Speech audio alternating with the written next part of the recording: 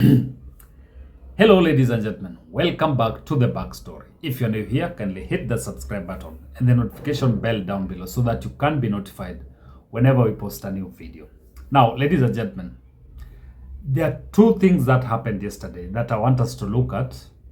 I know I should have analyzed them yesterday, but I said let me give myself time to look at them objectively. One was the stepping aside of the DIG Lagat. I know it raised a lot of storm whereby Kenyans started arguing about the difference between stepping aside and resignation. But ideally from his letter, he said that he was going to step aside until investigations are carried out to conclusion. And if he's found culpable, he will eventually resign.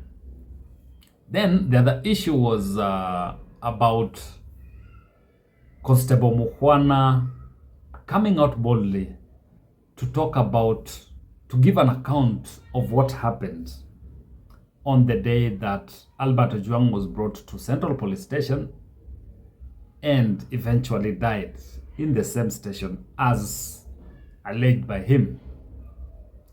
Now, before we delve into the statement by Muana, I want us to listen to his lawyer. The statement of Muana, and I urge the country to be very careful with such statements, that statement has not been put to cross-examination.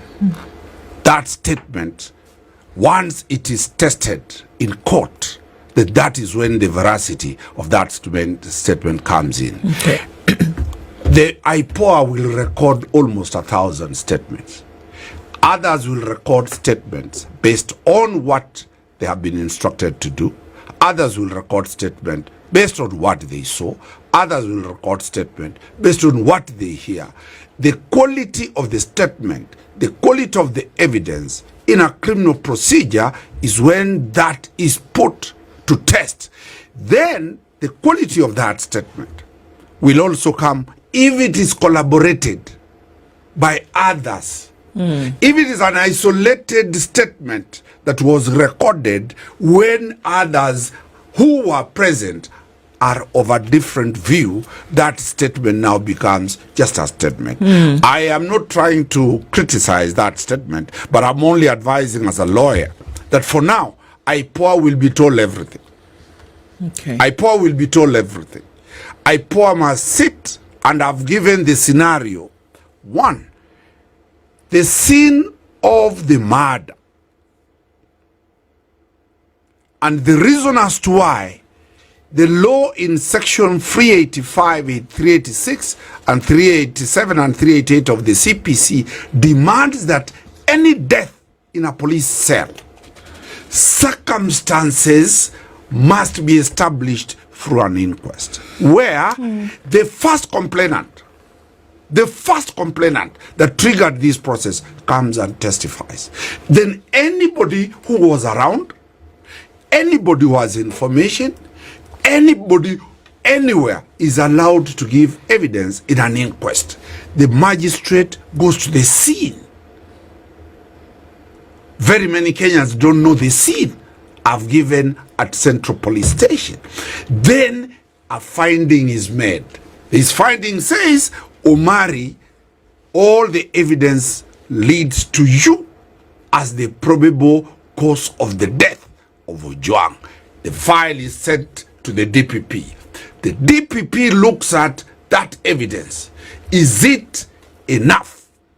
Is it? Now, ladies and gentlemen, that statement by his lawyer is very interesting because it raises some fundamental issues that should have been taken care of by the prosecution, which is IPOA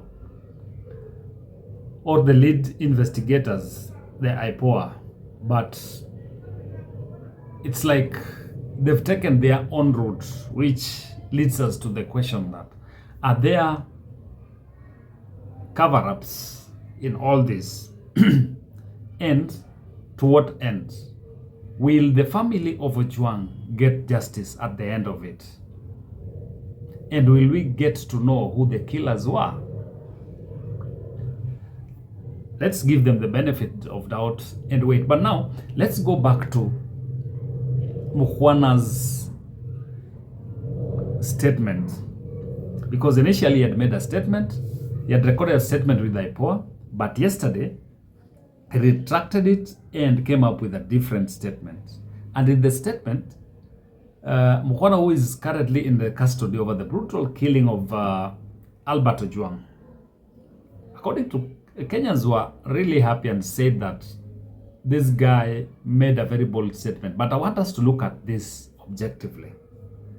And he has revealed some chilling details about what transpired on the very night, that is on 7th June of 2025, while Ojwang was still being held at Central Police Station. And in his statement, Constable Muana there has somehow implicated, in quotes, the OCS, who is Talam, and Deputy Inspector General Eliud Lagat. There's a reason as to why I'm saying in quotes, because I'll want us to look at it keenly. Has he really implicated OCS Lagat, OCS Talam, and Lagat? We'll come back to it and analyze. Has he implicated them or has he absolved them from that responsibility? So he says that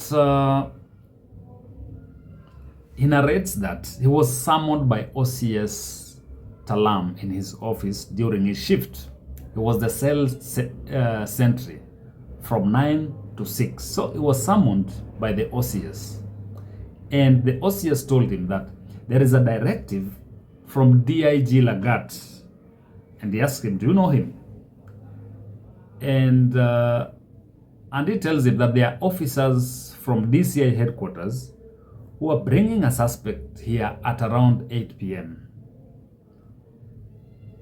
And the OCS directs Muana to tell the inmates to discipline that suspect who is being brought in, that is Albert Ojwang. Then Muana says that he raised concern about that issue because, according to his instincts, it was like something can go wrong in the process. But he says that Talam warned him against questioning orders from above. And he says he did that. Then later that night, at around 9 p.m., he says, a black Subaru pulled up at the station. Inside was a man in handcuffs, later identified as Albert Ojwang. And Muana says that he called Talam, and Talam confirmed that that was the suspect in question. So Ojwang was booked into custody at around 9:20 p.m. and shortly after the assault began inside the last cell opposite the toilets. Muana states that 4 inmates, that is Collins Ireri, Gil Amiton, Brian Mwaniki, and Eric Nabuki, were instructed to carry out the beatings. The 4 have since been arraigned in court. But in the statement itself, Muana says that OCS Talam gave him the instructions to discipline, that the suspect was to be disciplined. So the question is, what is discipline in this context? And is that statement of discipline implicating Talam and Lagat at the same time? For me, this is my analysis. I could be wrong. But I think that statement where he's being told that they were instructed to discipline somehow absolves Talam and Lagat from all this, because discipline could be caning. Someone could say that they kind of participated in, they were abetting the murder or the crime. But discipline could be caning, slapping, or whichever form. So whoever did this might have gone overboard.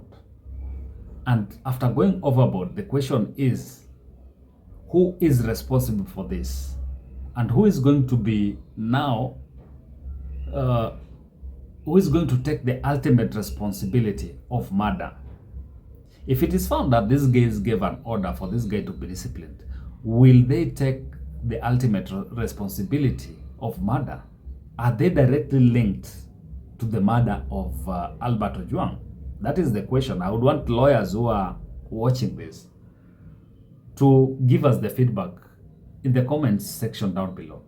Is this guy directly linking Ojwang? Because there are so many issues that have been raised. One, so many questions that Kenyans were asking. One was that, did Ojwang arrive at Central Police Station safely? From his statement, he's made it clear, even though so many Kenyans are still not taking this as the truth. From his statement, he's saying that Ojwang arrived safely. So it's somehow settling that question. Then he says that this guy was booked.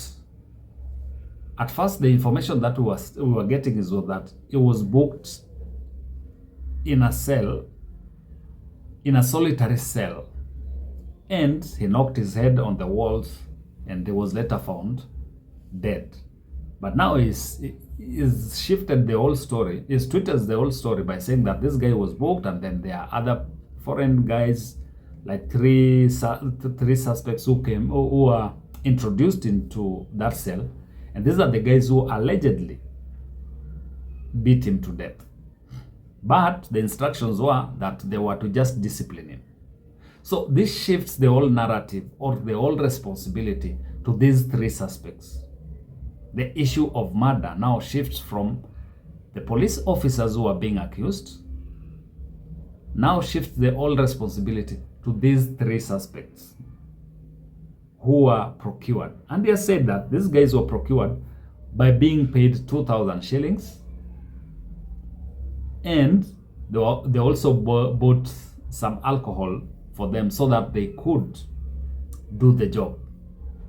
So for me, I think this shifts, as I've said, it shifts the responsibility from the OCS, DIG Lagat, to these three suspects. So however much Lagat and Talam could be charged for a lesser, they could get a lesser charge, maybe abuse of office or abetting a criminal offense, which for me I think might be a lesser offense, than the ultimate responsibility of charging someone for murder. Even though we are still going to get statements from the three, but for me, I think this creates more confusion than giving a clear picture as Kenyans thought. It's not giving a clear picture on what really happened, because all the gray areas that Kenyans had questions about is now brushed them aside and not giving a detailed information about what happened on that night. And then, even if you were to believe him, if you were to believe Muana, but still the question that other Kenyans are asking is that he has also implicated himself in all this, even though he did not participate actively in the killing. But if he was given the order by the OCS, is there a law allowing a constable or a junior officer to obey an unlawful order, including an order to kill? So if he participated in the killing of this guy, he might not get out easily as Muana, because these other guys did not participate directly. But maybe for him, out of the beatings that maybe he participated in, he might be implicated. Because the law only knows the killer, the person who directly participated in the killing, in the beating, and in the murder of Albert Ojwang. So somehow he has implicated himself and absolved these top officers from all this. And then another interesting part, which I think might also implicate the deputy OCS, is the fact that Muana says that at around 9, they had screams from the cell. Then they went into that cell and found that Albert Ojwang was bleeding. He had been beaten by these guys and he was bleeding. Then he went to the deputy OCS, because the OCS was not there then. He went to the deputy OCS and informed him about what was happening, and then told the deputy OCS to take Albert Ojwang to the hospital. So this is at around 9, 10, let's say 10. So from 10 p.m. all the way to 1:30 or 1:20 something in the morning, when the deputy OCS is seen on CCTV cameras at Bagathi Hospital, what happened in between, that is between 10 p.m. and 1 p.m. And why didn't they take Albert Ojwang to the hospital after Muana reported that this guy was bleeding? He was in a very bad condition. Why did they release these suspects and not taking Ojwang to the hospital? So this also implicates the deputy OCS.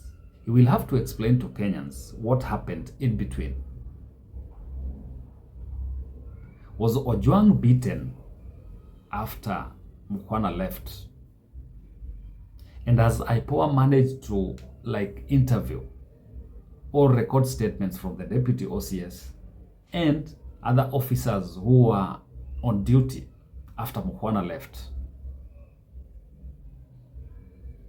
So there are still so many issues, and I think how this thing is being handled points to still a very, very, very, very deep cover-up. And from my end, I think it might get to a point whereby we might get new guys being arrested. And my hunch is, or my hypothesis is, this thing might get to a point whereby Talam, OCS Talam, and DIG Lagat might be absolved from all this. And it might get to narrowing down to some of the officers, like the deputy OCS was there at night, would want to know what his role was in all this. What did he do? If he was informed, just as if he was informed that this guy is bleeding, why didn't they take him to the hospital? Did he die? Did they have to wait up to a point whereby he died is when they took him to the hospital? And what can he be charged for? Is it for omission or commission? And these are the officers who are there. They might also be called, they need to be called to record statements so that we get to the bottom of all this. Because initially, the Star newspaper wrote a story, which I don't know, they say they had insider information that apparently Ojwang was removed from Central Police Station, taken somewhere. I don't know if this was the diversionary tactic by the who is who in all this, so that we don't get to the bottom of it. But if we had to go with Muana's statement, then there is still a lot. There's still a lot that needs to come to light. So ladies and gentlemen, we'll keep monitoring what's going on and we'll keep you guys updated. So keep it here if you want to get more information. But if you're new here, kindly hit the subscribe button and the notification bell down below so that you can be notified whenever we post a new video. Until next time, bye-bye.